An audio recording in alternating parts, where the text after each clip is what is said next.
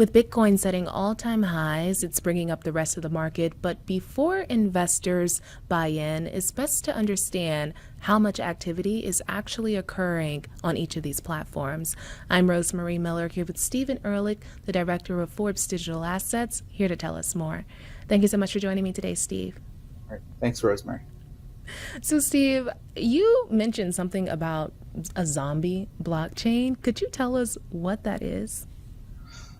Absolutely. So, what we published earlier this week was the results of a multi-month investigation by myself and two of our colleagues, Nina Bamisheva and Maria Gracia Santana Linares.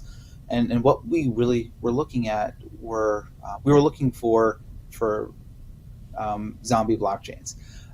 Essentially, we were, I guess, zombie hunters in a way, because we were trying to understand how many blockchains out there had prices and fundamentals that were completely detached from their metrics and usage rates. The real question, I guess, with crypto in general, I mean, because it's still as much of an idea as an actual platform with real mainstream use cases, there's always a bit of like prognostication and predictions into like how much future use will come to these platforms, and that will sort of be reflected in the price. But what we found is that there are 50 different blockchains right now, and that just means like blockchains like Ethereum or Solana, although those are not on the list, platforms that are meant to just support a wide range of applications that are worth at least $1 billion in terms of the value of all circulating tokens.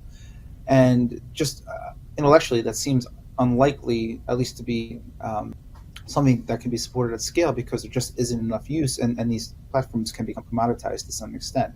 So we were looking at these and trying to figure out, well, how much are people actually using these platforms? How many transactions do they have per day? How much money are locked up in all the different applications that are running on top of them? And then in particular, how much do people pay to use these networks on an annual basis? And the numbers that we found were pretty shocking. Like multi-billion dollar blockchains are generating less than $1 million or $500,000, or sometimes even less than $1,000 annually in fees. And again, although it's not a perfect transition to like traditional metrics used to evaluate stocks, these numbers were just startlingly low, especially when you consider that we really tried to focus on blockchains that have been around for several years at this point, ones that raised hundreds of millions of dollars during the ICO boom in 2017 and 2018. And still haven't found that traction, even while the rest of the ecosystem has developed and sort of moved beyond these like all-in-one types of blockchains that they offer. So that's one piece of the puzzle that we found there. But then the second part, and sort of why we decided to call them zombies, are if these were traditional like fintech companies or products, at some point they would have to go back to private markets and try to raise another round of funds. And at that point, if they don't have metrics to sort of meet investor expectations, then they would have to either take what's known as a down round, which means that you raise money at a lower valuation than you did previously, maybe declare bankruptcy, or look at an acquisition, or take some type of emergency measures. But what we also found in the study is that these projects, despite these challenges, have treasuries or reserve funds that can be deployed to help provide grants and still try to further develop the ecosystem, worth hundreds of millions of dollars, billions of dollars. The biggest one that we saw was Ripple Labs, which has a treasury or has about $26 billion worth of a token called XRP held in escrow that will become available to over the next few years, that it can just sell into the market as it pleases. So these companies will never have to, or these foundations or these projects will never have to go to retail markets or anywhere to ask for more money again. They have more money than they could probably spend in a lifetime, so they can just kind of keep persisting, sending out updates and putting out press releases without actually gaining traction. So that's sort of why we call them blockchain zombies.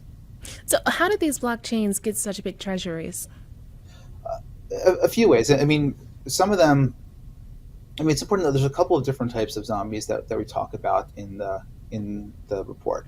Some are known as like fork zombies, spin-offs of like Bitcoin and Ethereum and all of blockchain code is open source. So anytime there's a disagreement among developers or enthusiasts on sort of how a blockchain should be run or particulars over things like its throughput or fee structure or whatever, they can create a new blockchain and run it as they wish. And there are a few prominent examples of this, like Bitcoin Cash, Ethereum Classic, and these actually don't have very large treasuries because they were just started as forks without any sort of seeding funding. But that hasn't stopped them from getting multi-billion-dollar valuations despite low fees. The other ones that we talk about, a lot of them raised significant money in the ICO boom, like Algorand and Tezos. Tezos was created in 2014 as sort of a competitor to Ethereum, and that firm, the foundation behind it, raised more than $200 million in its ICO.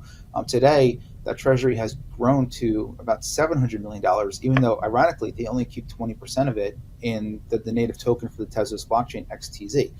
There's other ones like Internet Computer, a decentralized cloud structure that's supposed to compete with AWS, that has a treasury of at least like $1.2 billion or so.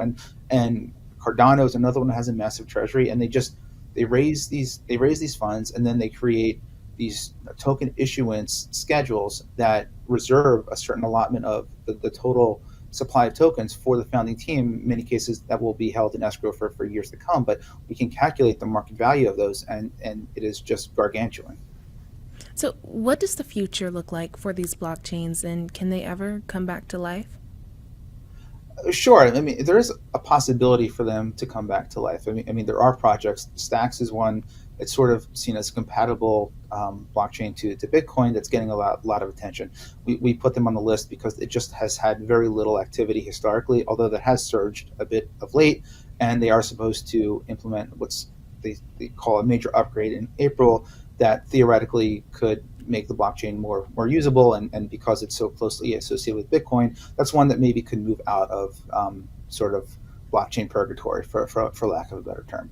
But at the same point, where crypto is going now, it's moving away from these all-in-one blockchains that comprise like a transaction layer, a consensus layer, a data availability layer, so on and so forth, to this sort of like mix and match world of what's called modular blockchains, where people can sort of customize a blockchain to fit very specific use cases. So the real question is, like, how many all-in-one blockchains will the market support? Well, there's Bitcoin with a very specific use case, like scarce digital gold. Ethereum is by far the world's biggest like multi-purpose blockchain. Solana has, I think, solidified itself as number 3, and then there's a few more that Avalanche is another one that's gotten some traction. But then once we go beyond that, we look at like compatible blockchains with Ethereum, like Optimism and Arbitrum. Coinbase recently launched one called Base that's getting a lot of activity. So we see the user attention going to these platforms and not necessarily these all-in-one blockchains that we write about in the story. So that's important to note. But at the same point, they're not going to go away. Aside from the treasuries that I described for you earlier, these blockchains also they're very they have strong liquidity throughout the world. They are listed at most exchanges, and it's also very difficult, even if somebody wanted to try to short any of these tokens, to do it successfully. I mean, it's hard to get a large enough stake to do it. It's relatively capital inefficient. We spoke to some people for the article to kind of get a sense of how that would work. And the other thing that is also important to note is that when there is short interest against crypto, it's easier to do it with stocks like Coinbase and MicroStrategy, which are just easier to borrow shares of, as opposed to trying to go into DeFi or various crypto exchanges and borrow these tokens. So absent some sort of big legal action by the SEC or someone else, I would expect these blockchains to continue in perpetuity. So are there any legal ways for token holders to access these treasuries? It's hard to tell, and that's a question that we tried to explore at the end of the article. So I'm glad you brought that up. I mean, theoretically, or I guess not more than theoretically, the SEC likely views most of the tokens on this listed in this report as securities. So at least 4 of them were mentioned in lawsuits that have filed against Binance, Kraken, and Coinbase, alleging that those platforms are operating as unregistered national securities exchanges. But here's the important part. The SEC has gone against the exchanges, not the token issuers themselves. So any thoughts on disgorgement or whatever, those just simply don't apply to these types of cases. I did speak with a couple of lawyers to figure out, like, if token holders say, hey, look, this project, this foundation has a massive treasury, maybe we have rights to it. Even that could be difficult because, in the words of one lawyer that I quoted in the story, you have to be able to prove that there has been actual harm, fraud, and something like that in these cases. And if these foundations, which are usually the founding teams of the blockchains before turning it over ostensibly to the community, if they are doing at least what they said they were going to do, which is use the funds to develop the community, it's hard to suggest that they were being dishonest in that way. So I would be interested to see if anyone tries this type of legal approach. There have been a couple of historical precedents that sort of provide that haven't provided a clear picture as to what could happen. But I would be interested if a plaintiff or someone tried to file a class action against one of these blockchains, and then what would happen. Well, thank you so much for joining me today, Steve. Great. Thanks, Rosemary.